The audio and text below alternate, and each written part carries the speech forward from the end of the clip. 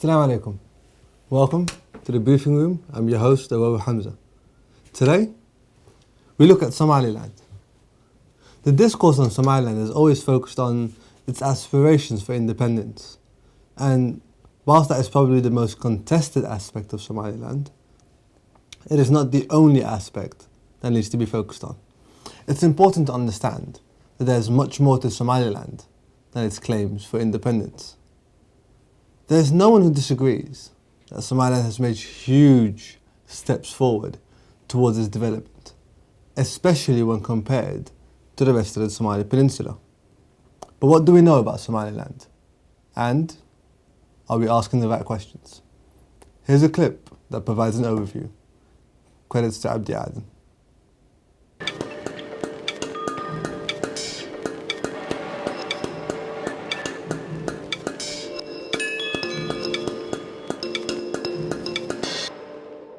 dalka Soomaaliland ahaantiisa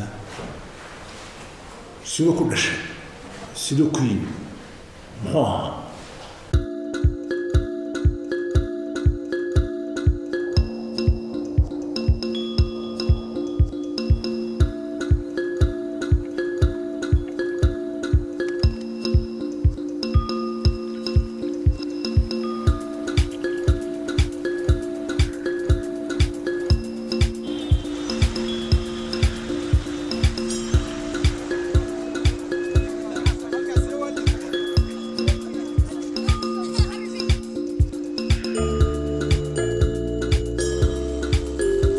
Somaliland is a reality that's on the ground, has been a reality on the ground for 21 years.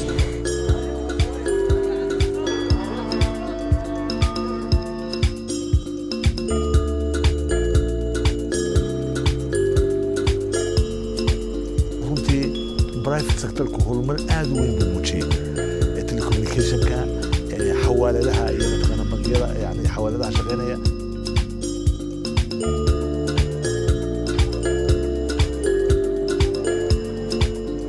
الرومدين سنتكن waxaa laga yaabaa 4 bilood soo socday biyo ay aad u yaraadaan magaalada Xooqoon magaaladu xiliga mare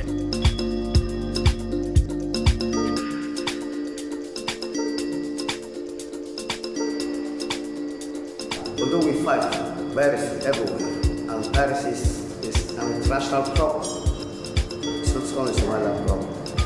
But it's interested to help Somaliland with this issue. dimuqraadiyadeenu qaadanay aynu dhibaatooyin badan kala jirnay aynu ku cadayno ummadda iyo adduunka inaynu ka bixi karana tan iyo midkaa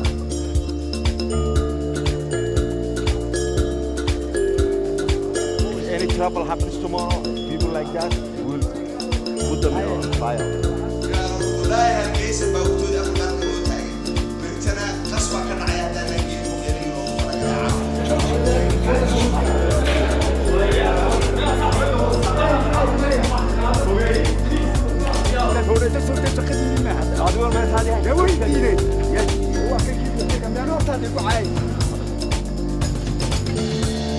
Polling station opens at 7. By 9:30, Q told me 525 is gone. That's ridiculous.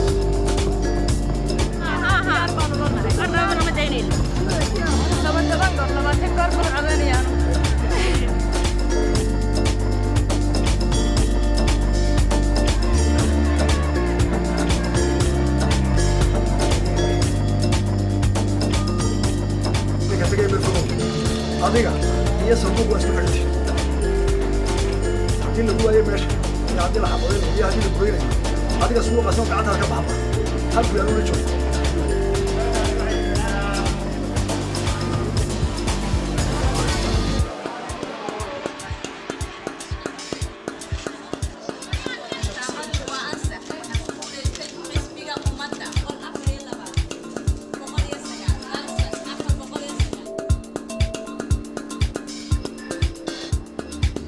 Tolerance, huh?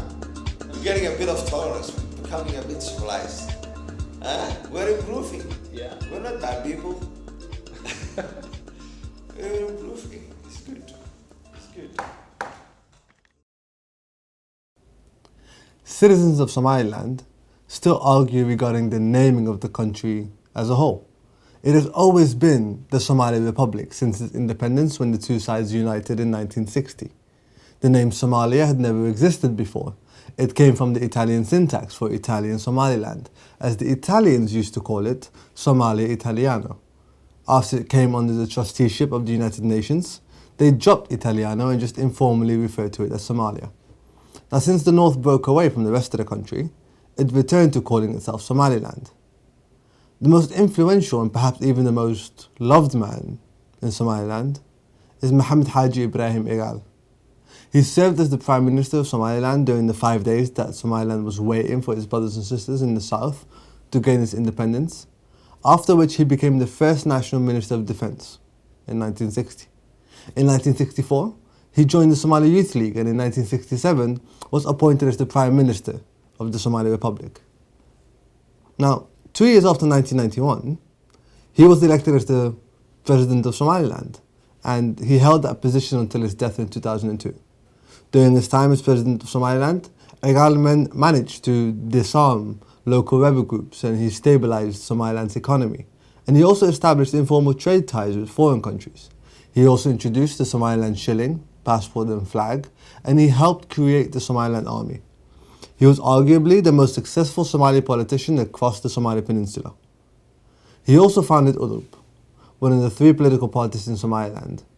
Since his death, that political party has been led by Dahir Riyale Kahin, who became president after him. The other 2 political parties are U'ud, founded in 2001 and led by Faisal Ali Warabe, and Kulmiye, founded in 2002 and led by Ahmed Mohamed Mahamoud Silanyo, the current president of Somaliland. Like Igal, Silanyo was once also a serving member of the Siad government, but later moved to the opposition and became the chairman of the SNM, the Somali National Movement, the opposition group that fought Siad Barre's government. Here's a short clip of him in 1988. Tonight there's confusion over just how far the SNM rebels have advanced. It seems the town of Barreo was taken temporarily earlier this week. Berbera may also have seen battles, and the road from there to the city of Hargeisa, where most of the aid workers were based, has also, it seems, been attacked. Certainly the radio station went off the air. The SNM claim they're close to victory in the north, despite a remarkable difference in numbers.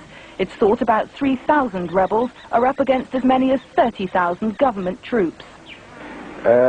For quite some time, the rural areas have been under our control, but during the recent offensive, we have taken over most of the urban centers. Hargeisa now is in our hands, which is the second capital of the country, and which is the main town in the northern regions. And the second one to that, which is Burao, again a regional capital, and a very, very important and strategic area, and many other district capitals and towns and villages, and all these things are in our hands at the moment. 25 years after that interview and 22 years after it broke away, here he is again on Al Jazeera being interviewed on its independence claims. The President of Somalia has made it very clear in speeches, and he's been very clear about this, that he wants a united Somalia. Well, I think I have been very clear too, that we are going to retain our independence. But we would like to remain friends with Somalia, we would like to cooperate with them, but as far as our independence is concerned, it's not I who had decided, it's not my government who decided, it's the people of Somaliland and the history of Somaliland which has decided that Somaliland is going to be. And Somaliland has always been a different country. I like how Somaliland makes use of its resources and the skills of its people. Let's say you didn't know much about Somaliland, or what's currently happening within Somaliland. As you can see on screen, you can always go on their website, where they've laid out their national plans, contact information, information on government ministries, and many more things. It's an important step forward when you use IT to effectively communicate with the rest of the world. And this is especially important when trying to connect to the younger generation, who like having information at the tip of their fingers on the internet. So, what does the Somaliland government consist of? It has 3 branches: the executive branch, the legislative branch, and the judiciary branch, each independent of the other. The executive branch consists of the president, the vice president, and a cabinet of ministers. They are the ones in charge of the day-to-day running of Somaliland. They meet every Thursday with the president for their weekly updates. Then, there's the legislative branch, which consists of the House of Representatives, the main legislative body that is elected by the people, and the House of Elders, or Gurti, which is indirectly elected by various communities. Now, both houses consist of 82 members. The Somaliland judiciary consists of the Attorney General's office and the courts, which are the district and regional courts, the appeals courts, and the Supreme and Constitutional Court. When we're looking at Somaliland, we have to understand that this has been 20 years in the making, and while still young, has to make sure that it protects its citizens and does what is best for the people who live in Somaliland. Allegations of corruption and financial mismanagement have to be addressed, and human rights of everyone in Somaliland need to be protected. But we will look at all of that, including all the positive developments of Somaliland, after the break. Stay tuned.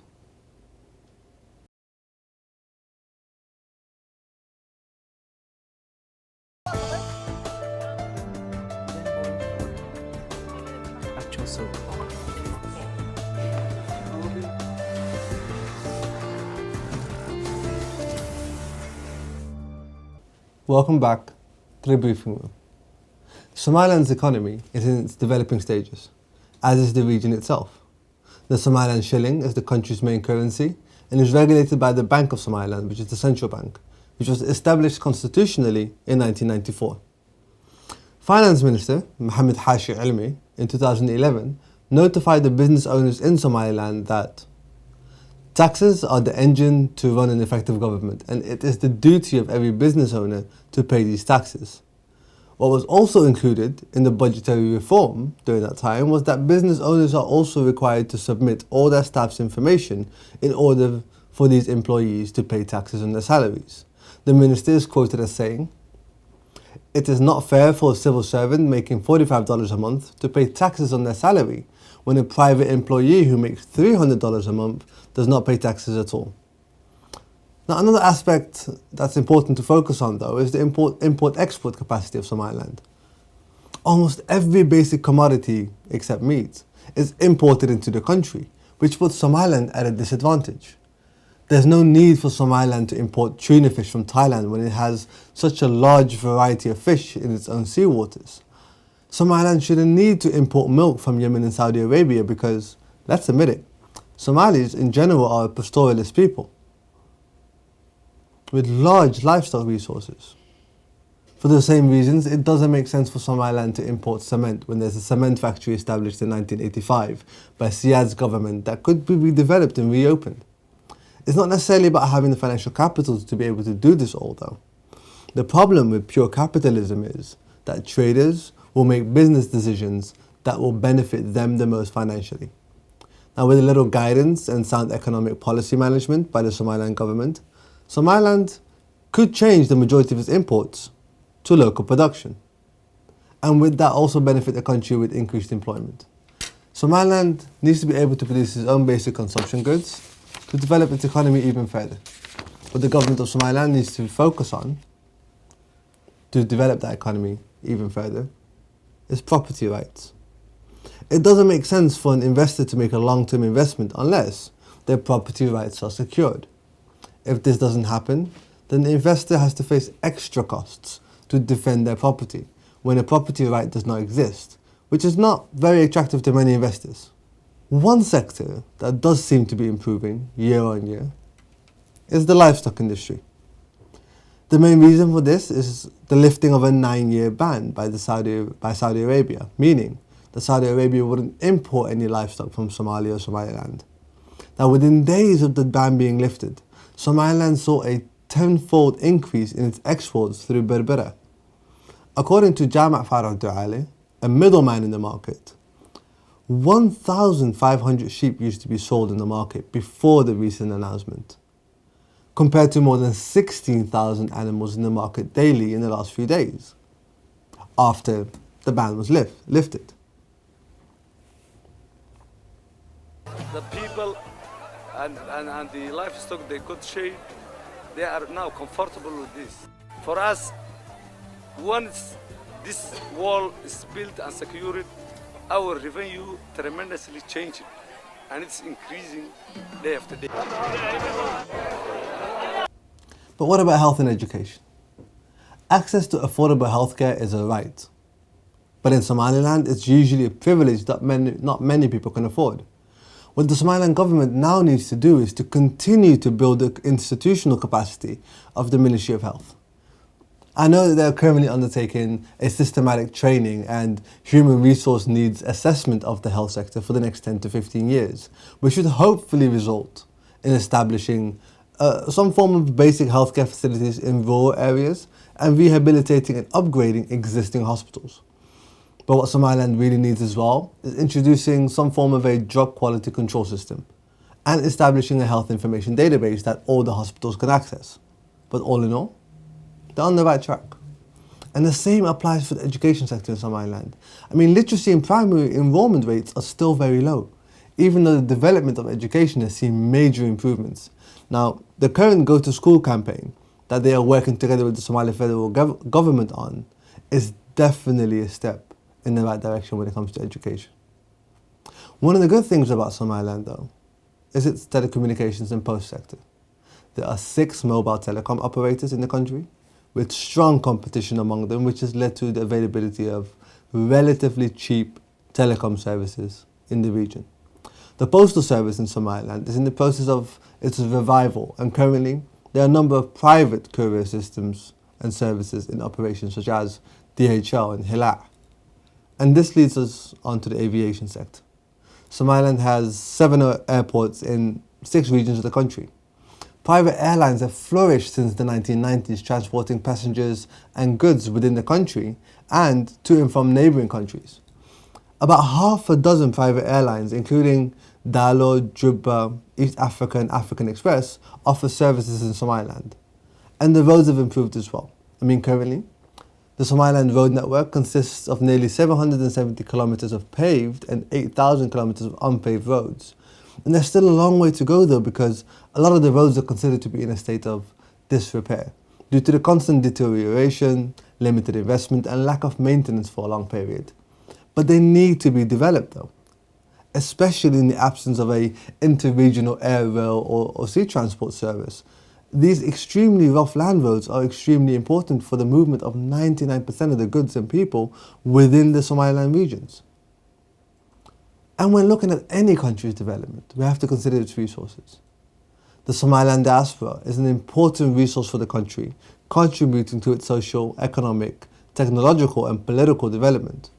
The diaspora remits to the country up to $400 million a year, and there are large numbers of diaspora professionals and entrepreneurs already in the country creating employment and sharing their expertise. But there are still challenges in the way of maximizing diaspora contributions, and the government has recognized that. And what they've done is they've established a special commission for the diaspora, which is a good idea. To further facilitate the flow of diaspora capital and know-how, the government of Somaliland is currently planning to encourage diaspora engagement by establishing a National Diaspora Development Trust Fund and developing private investment funds that target the diaspora. And what I really like was another really good idea that they had was that they started offering special tax-exempt savings accounts for the diaspora. That's just one of its resources. Another resource is the maritime sector, which is linked to Berbera Port. Berbera Port is 9 to 12 meters deep and is strategically located on the Gulf of Aden. It's the main seaport of Somaliland and has emerged as an important regional port. The current port was first built by the Soviet Union in 1968, and it was later extended by the United States in 1984. And although the port has the potential to establish itself as the main shipping outlet for landlocked East African countries, such as Ethiopia, South Sudan and Uganda, the government of Somaliland needs to be careful in what contracts it gives out, and if it's in the national interest of Somalis. Nevertheless, Berbera Port has the potential of becoming an international container shipment hub connecting Europe, the Middle East, Asia and Africa, and becoming a major international shipping supply and maintenance center. And if we're covering resources, What about energy and water? The Somaliland government needs to increase access to modern, affordable and reliable energy in Somaliland by encouraging investment in power generation and especially promoting alternative energy sources such as wind energy to reduce the pressure on trees as a source of fuel and save the environment. But what it also needs to do is redevelop its electricity network to the state it was before the civil war, where all the major regional cities of Somaliland, Hargeisa, Bur'o, Erigabo, Berbera, Boremo, Las Anod, as well as rural areas, had electricity generators and a distribution network. And again, access to clean water is another right of every citizen. Unfortunately, less than 25% of the total population of Somaliland are able to access safe drinking water. That's why the Somaliland government needs to develop this to ensure the availability of good quality water for everyone, and not just for drinking, but also for sanitation, agricultural and industrial use. For example, the current water system in Hargeisa was built for when the city had a population of less than 180,000. And that is not nearly enough to cover the current population, which is touching on nearly 1 million. Now, I know that the government has currently laid out plans to build earth dams and constructing reservoirs and even establishing a network of weather stations and building water quality testing laboratories. All of this will need a national water policy, and as long as the framework is implemented, there can be sustainable development. And similar frameworks need to be developed for Somaliland's natural resources such as oil, gas, quartz, coal, lead, gold and even sulfur. And with almost all governments since independence, one of the things that need to really be addressed is human rights. This is especially true for media rights and opposition groups. Now, nearly 2 years ago, it was reported that the Somaliland government forcibly returned 20 Ethiopian refugees and asylum seekers, and that it had a dispute with the UNHCR regarding the status of those who had fled Somalia since the famine. Now, following on from that, a few months ago, the newspaper Hobal was suspended. Hobal is an independent newspaper based in Hargeisa, known for being quite outspoken. The decision of the court presented no reasons for its suspensions. Notifications or summons were not served to Hobal prior to the court decision, and there was no case pending before the court which Hobal was aware of. Now, if we look at Article 28 of the Somaliland Constitution, Hobal had the right of equal opportunity to defend itself before the decision was made by the court. The law requires the courts to make the decisions according to the law and unreasonable grounds. The law further establishes procedure for the criminal and civil cases. But they went ahead anyway and suspended Hobal without providing any further information at the time. And this really can't go on much further. Somaliland has been developing since 1991. And although it's on the right track with many things, we also need to be mindful that there are many areas of improvement. It should avoid becoming a one-city state and ensure that elections are fair and transparent.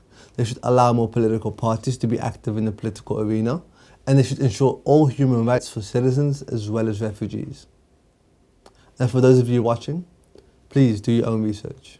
Be objective with your views and try to increase your knowledge on our motherland that stretches across the Somali Peninsula.